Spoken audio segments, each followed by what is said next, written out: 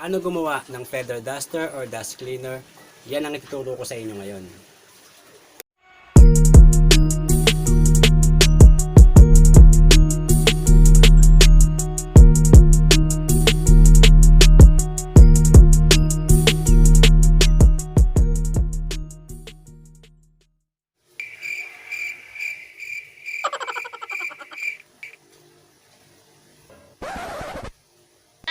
Namng po, welcome po sa aking YouTube channel. Samahan nyo ako ngayon mga ated sa paggawa ng sariling version ko ng dust cleaner o tinatawag na feather duster. Mula ito sa mga lumang damit o mga gagawin ng mga basahan. Ito ay isa na namang makabuluhang project mula sa mga patapon na bagay na ating i-recycle. So okay mga ated, mga kailangan tayo ng una basahan. Ito basahan. Then gunting at pwedeng mga kawayan o basta ganito yung tsura niya, pabilog siya. So ayan po. So ito yung nakita ko dun sa aming basurahan, kaya ito yung kinuha ko. So linisin nyo lang po, then pwede nang gamitin to, or pwede naman po kahoy or kawayan, basta pabilog. Basta pabilog siya na ganito kanipis. Yan, okay na po yan. So yan lang po. Yan lang po yung ating mga gagamitin sa gagawin nating feather duster. Okay, simulan na natin.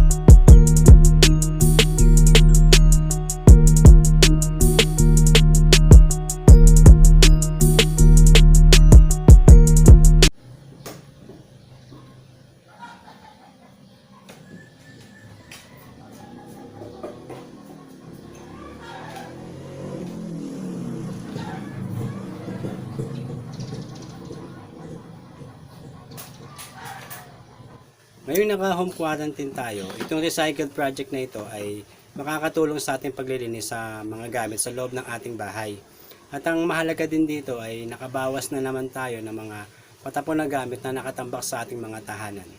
Basta lagi nyo lang tatandaan mga atid na ang mga patapon na gamit ay pwede natin bigyan ng pakinabang muli at syempre, depende yun sa likod ng inyong imahinasyon at mga maiisip na mga ideya. Okay? Mga atid, sana may natutunan na naman kayo sa aking video. Hanggang sa muling pagkikita, stay healthy, stay at home, and God bless. Peace yo! Kabit ko lang tong aking DIY face mask. So mula to sa previous vlog ko po. So, panoorin nyo po kung paano ko ginawa to. So yan, recycled din to. Diba? Hindi ka pa nakasubscribe, pakipindot mo na yung subscribe button at notification bell para lagi kang updated sa mga recycled projects ko at mga ideas. At samantalahin mo na din na mag-like, mag-share, or mag-comment. Diba mga atid?